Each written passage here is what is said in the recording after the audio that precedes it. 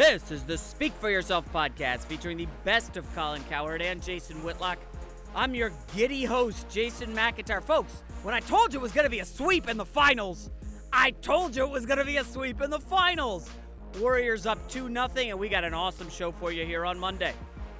Cowherd believes the way Kevin Durant is playing right now is a huge indictment on his former teammate Russell Westbrook. Whitlock claims the Warriors are making LeBron feel small and overwhelming, but he is not ready to give them respect and actually calls out KD for joining them. Former NBA champ Eddie House, who by the way is going to owe me a dinner when the Warriors sweep the Cavs. House gives us some X's and O's on what the Cavs have to do to fix things if they want to make it out of Cleveland. Speaking of LeBron James, is he a modern-day Muhammad Ali? And finally, what on earth is going on in the Seattle Seahawks locker room? Ready for Speak For Yourself? Cowherd and Whitlock, take it away. Welcome to the show. I'm Jason Whitlock, and someone just paid LeBron James a compliment that I find absolutely insane. And I'm Colin Cowherd, and I'm going to pay the Warriors a compliment, and Jason better not say it's insane. Speak For Yourself starts right now on a Monday. Warriors in 4.5 now is my new call. You're up 4.5. upgrading fast. All right, hello and welcome. Joining us today is NBA champ Eddie House and former All-Star Cedric Ceballos. Let's start with the NBA Finals. Last night, Kevin Durant and the Warriors made LeBron disappear faster than the pizza I was eating during the game. Kevin Durant had 33 points, 13 boards, and 5 blocks as the Warriors destroyed the Cavaliers 132-113, and making LeBron's triple-double just a footnote in the box score. After the game, Paul Pierce paid Durant a compliment, calling him the best player in the world. Colin, has KD outshined LeBron in these finals? Yeah, it's the first time I've ever watched a series with LeBron James, and LeBron's always been sort of a magnet for my eyes. Whether he was on the best team or the worst team, even when he was swept by the Spurs years ago, I couldn't take my eyes off him. I mean, he's just the biggest, strongest. There have been moments in the first 2 games, stretches, not sure he's in the game. And that's not because he's not playing well, is that Golden State is so long and so young and so athletic and so fast that even when LeBron's great, balls up the floor, other teams shooting, I'm blown away by Golden State. I mean, this is the way KD, has he outshined? Yes, to this point, he's also on a better team. But this is the first time in my life that I have watched LeBron in a series and my eyes aren't drawn to him. They're drawn to the offensive blizzard of Golden State. You tiptoed around the point that I completely agree with. It's not Kevin Durant outshining LeBron. It's the Golden State Warriors. I agree with that. Are making LeBron seem small, insignificant. Yeah. In this, I think LeBron's playing great. Yeah. He should be shooting better from 3-point range. He's damn near, he's averaging a triple-double. Right. He's been terrific. But the Warriors as a whole, and Kevin Durant's a big part of that whole, huge, is making LeBron seem like, wow, yeah, a great player, but he ain't got a solution. They're overwhelming. Yeah. Who still is probably the best player in the world. He feels overwhelmed. Right, but both of you are making 2 great points. But the most important thing, the game is so fast. As soon as LeBron does something spectacular, Warriors have bam, bam, bam, 3 great buckets in a row. And that's what's diminishing his role or his stardom that you're saying right there. The situation with Kevin Durant is really tough. And it's hard, Matt Barnes, I'm gonna have to, Harrison Barnes, excuse me, I'm gonna have to battle for you. Because they're making a comparison because of those 2 statistics. Like, that's unfair. He is nowhere near KD's level. I know he's sitting at home in Dallas with a $60, $70 million contract going, what did I do? I had nothing to do with these finals. But it's tough. And this guy's just long, he's effective, his shooting ability, and then when you add what he didn't do in Oklahoma City, defense, it just makes him that much dangerous, Eddie. Well, yeah, LeBron is averaging a triple-double, right? We know that. Yeah. He's balling. But who jumps off the screen? Kevin Durant. He's shooting the ball from 50%. Everything is so comfortable for him. He's defending. He's coming off of his own man, getting block shots on Kyrie Irving. He's all over the place. He's jumping off the screen. He downplayed it at the beginning of the finals like this is not going to define him as a person or a player. And he's playing like this means everything to him. It does. And it really does. And LeBron is doing everything he can. Though KD is on a better team, he is jumping off that screen, man, and everything that he is doing is loud. You think there's some legitimacy to what Paul Pierce said? I think that he is chasing him. He has come into the conversation. He's on his heels. Now here he is. He's in the race now. LeBron is still the best, but KD is arriving. I think this is a massive indictment of Russell Westbrook. A massive indictment. And this is I just really out the Hold it. What? So You talking about somebody sitting at home wondering what the hell do I got to do with this? You love hating on Russ. All I can think of is Kevin Durant was in this movie. There were 2 stars. He decides to go to a movie set with 4 stars, and he's getting better lines, and he looks better, and he's a bigger star. That was my thing. The role of KD is a lot easier than LeBron's right now. Much easier. The pressure is really off. I know you said, Eddie, that he's fighting for his NBA life, his career, his status, or whatever, when he walks away from this game. But his role is easy. He scores. Have you ever seen a better KD? I haven't. No, I haven't. Okay, so the team in Oklahoma City was largely 50-50 built around him. He goes to a team that's already great, and this is the best version, and for the record, a team with 2 historic all-time great shooters.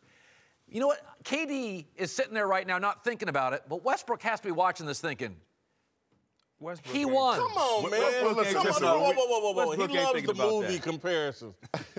KD's playing in Godfather. He's surrounded by Brando, Al Pacino, Martin Scorsese's putting it together. The other guy is playing in an independent movie out of Oklahoma City. Come on. And you're trying to trash the man. Russell Westbrook has nothing to do with this, Colin. Stop it. Even in that scenario, me and Eddie, we were hired guns when we came off the bench to go to work. The same scenario is going down with KD. He's playing 4 quarters like he's coming off the bench as a hired assassin. Most superstars say, let me pace myself. I got the first quarter to deal with, that they need me in the 4th. He's out there playing 4 quarters like he's coming off the bench, like me and you, to go score some buckets. And Golden State style suits him. The ball hops around. Yeah. There's nobody that, and also their defense. They have they're one of the best defenses already statistically, this year. But if you look at them in these playoffs, man, they're everywhere. The elbows are covered, the blocks are covered. They're not letting you drive middle. They're all over the place. It's not easier for Kevin Durant. It should be just as easy for LeBron, but nobody's showing up for him. His teammates is playing with him, while the other guys, we're looking for J.R. Smith. We're looking for Darren Williams. We're looking for Kyle Cole. Where are these guys at? Tristan Thompson. Tristan Thompson. He Supposed to be on this last break. And Kyrie is kind of, the first game he was good. I think last night's game he was so-so.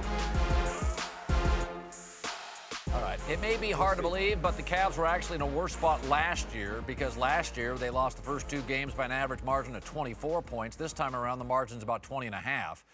That doesn't make LeBron any less frustrated. LeBron, you feel it's a case where you guys just need to defend home court at this point? Are you a smart guy? I think so. You think so, right? So if we don't defend home court, what happens? But yeah, I know. That's what I'm saying. I'm asking you. Well, yeah, then you guys are looking at getting swept. All right. So that answers your question. All right, as mentioned, the margin of victory actually worse through the first 2 games of the finals last year versus this year. As you might recall, the Cavs came back to win the title. Whitlock, you believe LeBron can still turn this baby around? I think LeBron can take his play to another level, and I kind of expect him to do this. I don't think it'll matter, though. Again, a team that took them 7 last year added the 2nd or 3rd best player in the league. LeBron, I think, will elevate his play, because I think we're in a critical stage. LeBron's frustrated. LeBron's not going to the podium for press conferences. He's being short with reporters. We've seen LeBron go the other route, and have problems on the court, quit in the Boston series. I don't expect that. I think he can play better. I think he will, but I don't think it'll matter. Listen, LeBron's been not only the best player, but the talking point of the league for a decade. That's about where it ends for all players. Magic for about 10 to 12, the talking point with Bird. I'm sure Bill Russell before Sports Talk Radio, 10 to 12 was the talking point. I love LeBron. I'm getting LeBron fatigue. If Golden State vanquishes Cleveland, and it's quick, like you predicted, 4 or 5, they're the new talking point. They're the best team. They're the villain. They're what everybody's aiming for. LeBron will be back in these finals. The days of him being a favorite, they're over. I just think we're reaching a point now. This is what happens all the time. The narrative changes. The story changes. There'll be a point real soon here. New England's been about a 10-year storyline in the NFL. Whether it's Marcus Mariota, Andrew Luck, Derek Carr, Peyton Manning retired, Favre retires. I just think we're not at the end of LeBron being great, but we're at the end of him being the lead story in the league. I think what we're watching now is a baton pass, LeBron to the Warriors as the league's #1 villain and most beloved team. Then I'm going to circle in. I agree with you that LeBron could play better, but if he plays better, that's not going to make that difference up that's out there. What's going to have to do is the bench players. I mean, you got to give me more than these twos and fews out here. There's only 3 people in double figures. If you look at the Warriors, they got 6 guys in double figures. That means the ball's moving around. Guys are making shots when they are getting their shots. Cleveland, they actually look slow. They don't look like they're on the same page defensively. When Steph took LeBron out and worked him and then went to and laid it up, Kyrie was supposed to be at the elbow. Draymond Green is almost at half court. Why are you hugged up on Draymond Green, who's at half court, when you're supposed to be at the elbow, protecting so Steph doesn't have that driving lane? It's small little details like that Cleveland's not taking care of. And if they don't clean that up, and that's on Ty Lue, if they don't clean that up, it's going to look, I said in 7, they might not make it out of Cleveland if they don't clean those small things up. I'm going to go with the late, great Bernie Mac. Him downstairs. LeBron has done it before. He did it against a great Detroit defense, great Spurs defense, and also a great Warrior, I thought, defense last year in 3-1.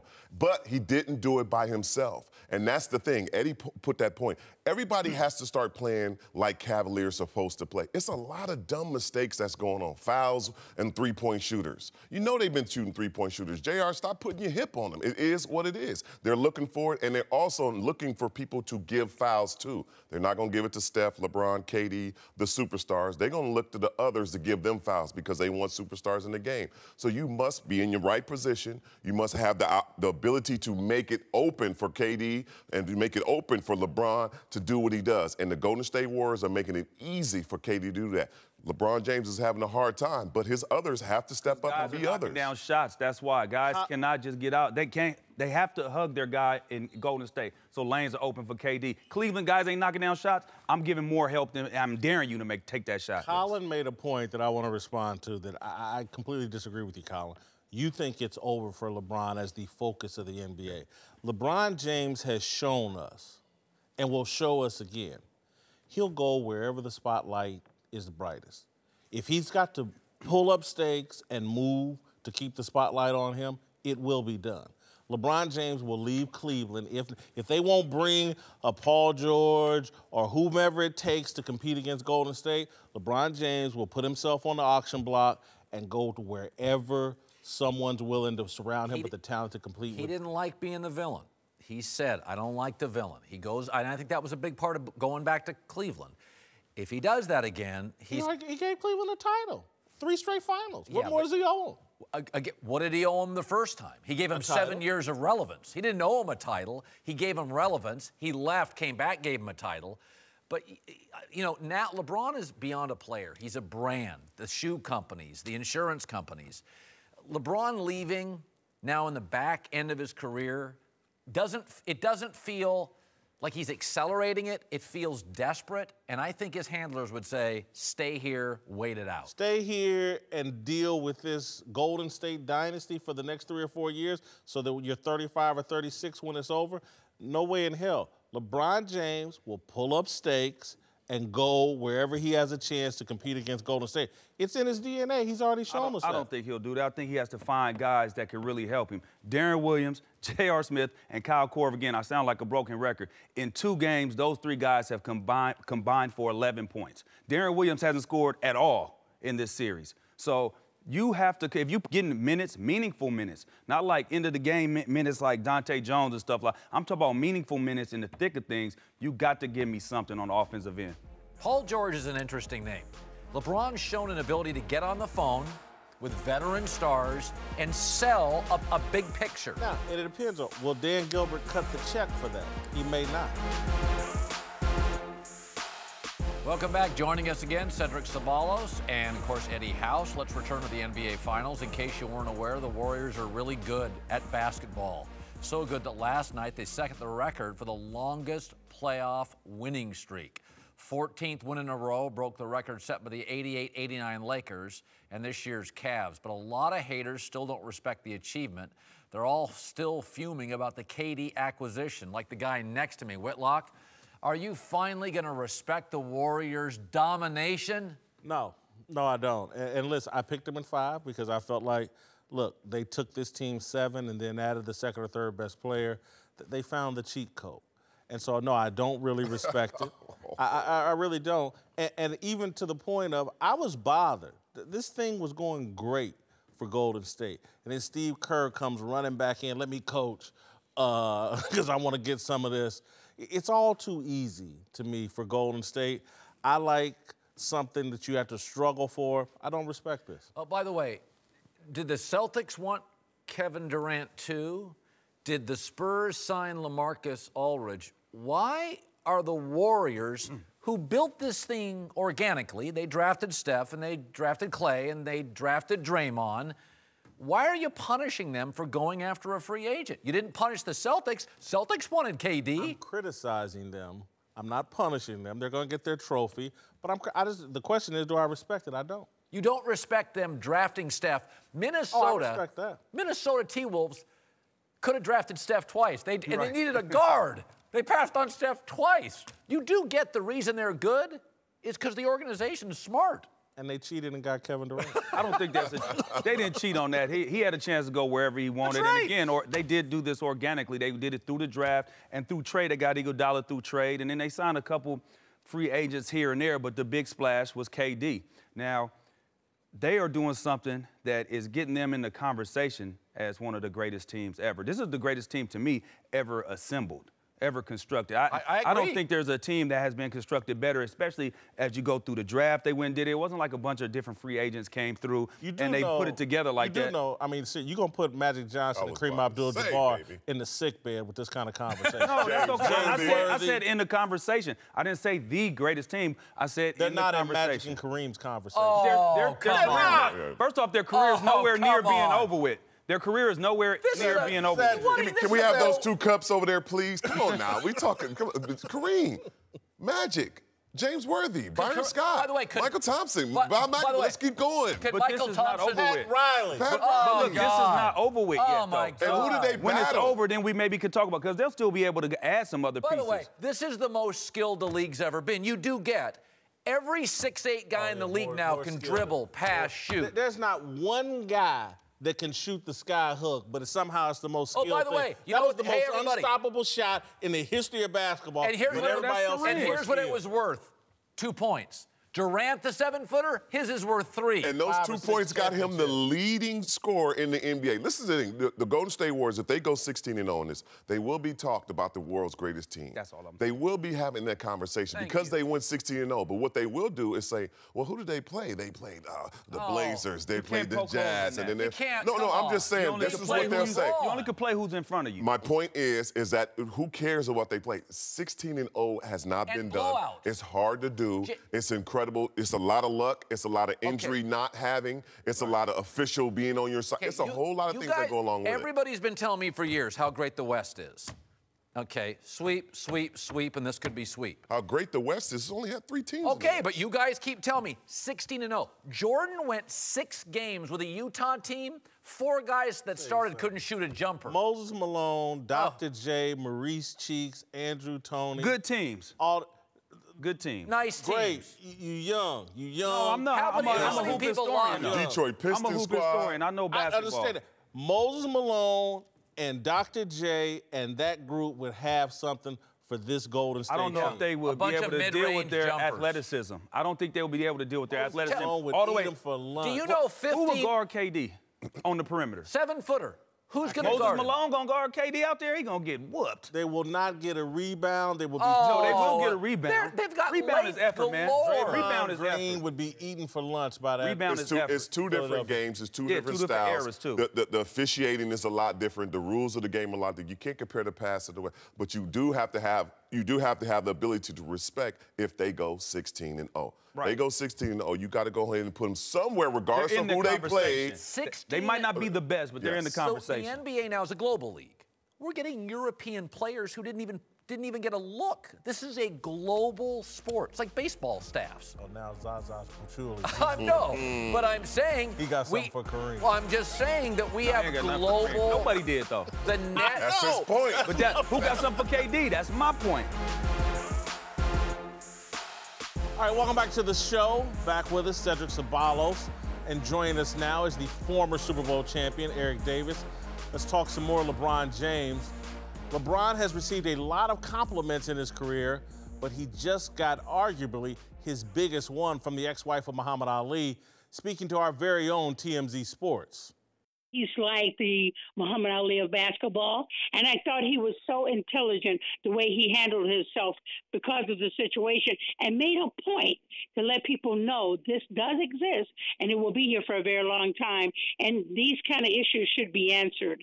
I think Ali would be very supportive of him because Ali has went through the same thing in the past. He would really look up to Lebron James, especially the way he carried himself.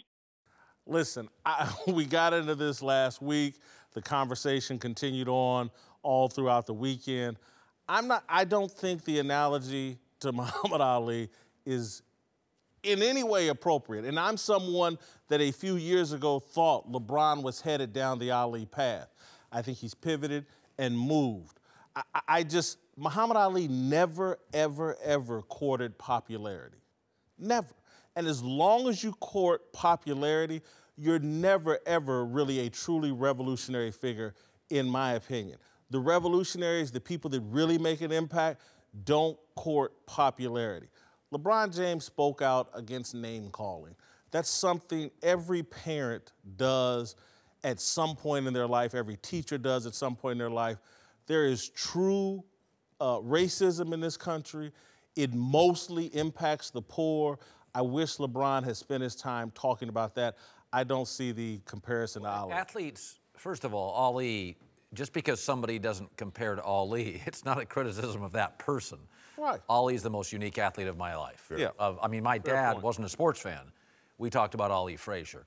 You know, let me defend athletes today. They're all paralyzed by their brand. That's because they can lose tens of millions of dollars.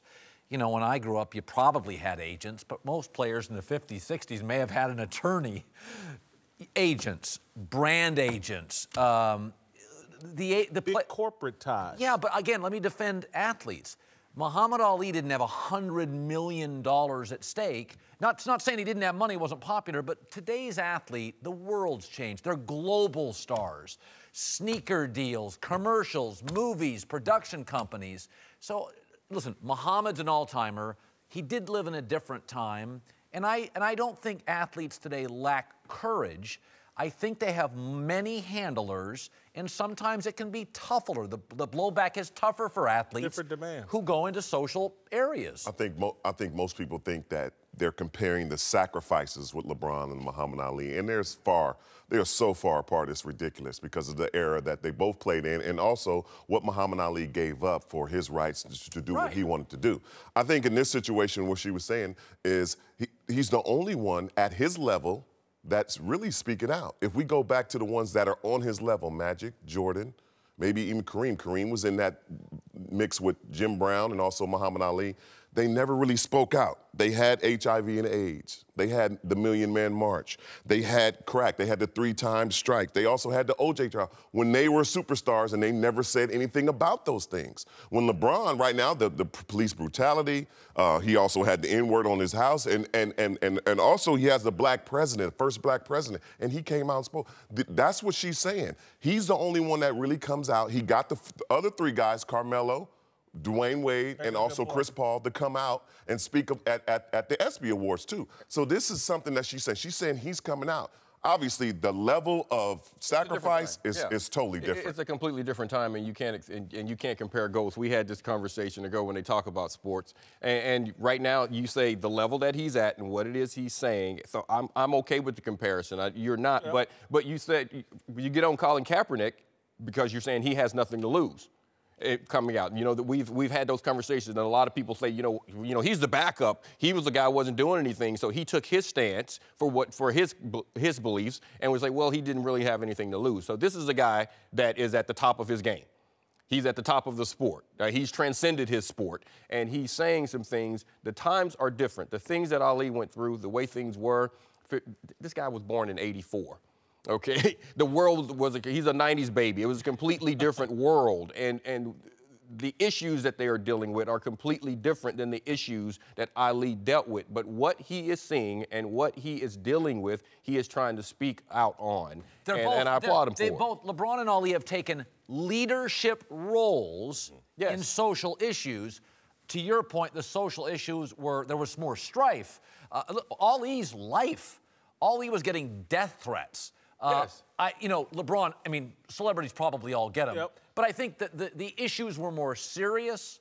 They felt more urgent in many instances with Ali. And even the things that you say where the way you have to affect you talk about the impoverished, you talk about the undereducated. Well, LeBron is trying to reach those areas. I mean, he's spending money to put people in school. He's trying to help those aspects of things. So you got to give him credit for it. So my complaint is I think this incident here is a pivot from the things LeBron truly has focused on. And it's not about seeing yourself as a victim. It's about what the opportunities are in front of you and how you can take advantage of them. One of the great points I think you just made, Colin, that I've been trying to make for a number of years is like, things are completely different now than when Ali was here. If Ali were in his prime now and had Nike and other corporations all attached to his brand and was getting $500 million funneled to him by these major corporations, Ali would be operating exactly like LeBron James is now. I think that's fair, and I think that's a point you touched on, you touched on. I think it's legitimate. And so I think our expectations for athletes need to change. There will never be another Ali that operated the way Ali did because the circumstances and the situation have changed. Yeah. And my overall point to black people, we should quit acting like it's the 1960s and that our victimhood, because in the 60s, our rights were denied. We couldn't vote, we couldn't eat here, we couldn't go to school here. And so playing up that victimhood and say was the right thing to do. Now, those guys fought that war. Well, because you've won, but because you've won some of those battles, that doesn't mean that you can't continue. You move beyond that, and you continue. And it's a different battle, and you got to have the same energy in it. And the battle, to me, is how do you execute? How do you take advantage of the opportunities that are in front of us right now? That's what I see LeBron doing in Akron with the stuff he's doing, and that's the message I wish other athletes would embrace and not, again, when I go back to the gate, the police never saw the N-word. It was removed before they ever got there at 6 a.m. in the morning. Before they got there, it was already removed. They got a picture of it. We don't need to waste energy on that. Focus on the opportunities. How do we take advantage of the rights that were won for us by the people, the generation that came before us? Again, mostly, I still like LeBron. I think people get that twisted. I just disagree with him here. All right, welcome back, Eric Davis. Joining us now, the founder of thebiglead.com. Don't put that .com in there. Yeah, Crucial. Always. It's I tried bandwidth. it without it, didn't work. Jason McIntyre, let's talk NFL. To Colin Kaepernick, whose NFL future took another hit today when the Seahawks officially signed Austin Davis, who I don't know much about. Davis, along with Kaepernick, were the two quarterbacks that Seattle was considering to back up Russell Wilson. So why did the Seahawks pass on Cap? That remains a mystery, and a report says it had nothing to do with money. And last week, Pete Carroll had a lot of good things to say about Kaepernick. Colin's been a fantastic football player, and he's going to continue to be. At this time, we didn't do anything with it, but we know where he is and who he is, and we had a chance to understand him much more so. He's a starter in this league, I can't imagine that we have a starter, but he's a starter in this league, and I can't imagine that somebody won't give him a chance to play. All right, Pete Carroll seemed to think a lot of Kaepernick. Whitlock, do you believe money was the reason Seattle passed? All right. Pete Carroll said, we have a starter. So if he thought going into the conversation with Kaepernick that Kaepernick was a starter and we already have one, so it's a bad fit, why bring him in? So clearly Kaepernick came in and I'm a starter, and I want to compete for the starting position. And people was like, oh, we're good, dude. Thank you. Very nice to meet you. We have a starter here. We're not going to pay you anything close to being starter money. And so again, this is about Kaepernick not understanding his position. He's a backup quarterback right now. That's the jobs that are open to him. He's not, no one's going to bring him in as their starter or let him compete for a starting. I tell you, you and I disagree on a lot with Kaepernick, a lot, most. But I did feel, because I've had people, I've seen this my entire career. I think Seattle floated it out there, was interested. Spike Lee, Seattle City Councilwoman. It was on talk radio, according to my buddies in Seattle. That was the whole story. And Seattle's like, I'm going to move off. And I do think, and I said this, that ESPN article, I mean, I opened that paper up and I got 9 leaks, and I'm thinking Seattle's like, we knew Russell Wilson had a little divisive nature. I think Seattle did a test balloon, and I've been told this is how I've had NBA GMs tell me they've done this repeatedly, and I think you were right. So it was just a dagger, right? The article was the killer. I just don't think it helped his cause any. What about this? What if Pete Carroll was protecting his guy, Russell Wilson? He talked to the front office and said, listen, we've had an offseason where our guys are divisive. They're still angry with Russell Wilson. I got to protect him. I don't want a potential starter in the locker room who Richard Sherman and Michael Bennett like. I want a backup. Give me Austin Davis. Very safe. He's like a grocery store salesman, right? He's been on a practice squad. Yeah, safe move. Protect your guy. It's not a safe move. Who would not want, if you, this is funny. So we've been saying that he's not good enough to play in the league. Now he's too good to play in the league. This is the most ridiculous thing ever. I don't believe this is the most ridiculous thing. Why would you not want a backup that has starter potential? Because he's going to divide your locker room. How is he going to? He's not going to divide your locker room because he's not going to play. He's not going to be there. I played on a team that had 2 starting quarterbacks, and there was a designation of one being the backup. And you know what? Those 2 guys didn't even get along at the time. But guess what? It didn't divide the team because a guy has a job to do. Doesn't apply to you. But a side piece has to know her role or his role. And you're assuming. Well, hold on. But you're assuming. See, this is the thing. Everyone is assuming that this guy, just because the coach is saying he has starting potential, he believes he has starting potential. You're assuming that he won't take a backup role. He wasn't offered a position. Listen, they didn't offer him a job. Regardless of who your jump off is, your side piece, man, woman, or whatever, you want them to know and embrace their role. You'll never be number 1. I'm happy with my number 1. You don't want them having an inkling in their mind. Oh, if I play this right, I could be number 1 one day. No, not so. I saw it. I lived it with Joe Montana and Steve Young. You know what your role is. Different era. You know what your role Different is. era. And that's what happens. That happens at every position on a football team. Every backup wants to be the starter at every position in the NFL. You know that is that person's job. Jobs are not won and lost. No Opportunities are given and taken. With the Seahawks season, is anybody going to say, hey, let's get Austin Davis in there. We got to get him some reps at but one. Here's the other thing. Where Pete Carroll's whole mantra, at USC, competition. So now suddenly at quarterback, Pete's like, I don't want any competition. Protect his guy. No. The guys won a Super Bowl. You don't want to protect Russell Wilson? No. Oh, wait a minute. By the way, Pete Carroll's whole brand is compete at every position. That's his whole. By the way, it does sound kind of fake right now. It does. By the way, Matt Flynn paid him $10 million.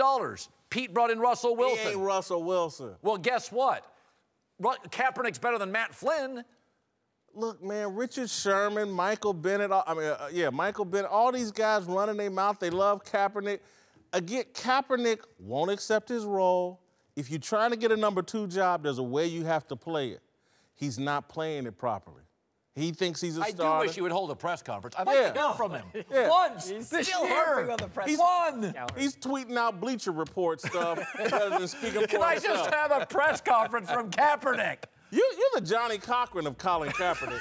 I'm just the realist, and I'm just looking at this, and that is not the reason. That is not the reason he's not getting on a team.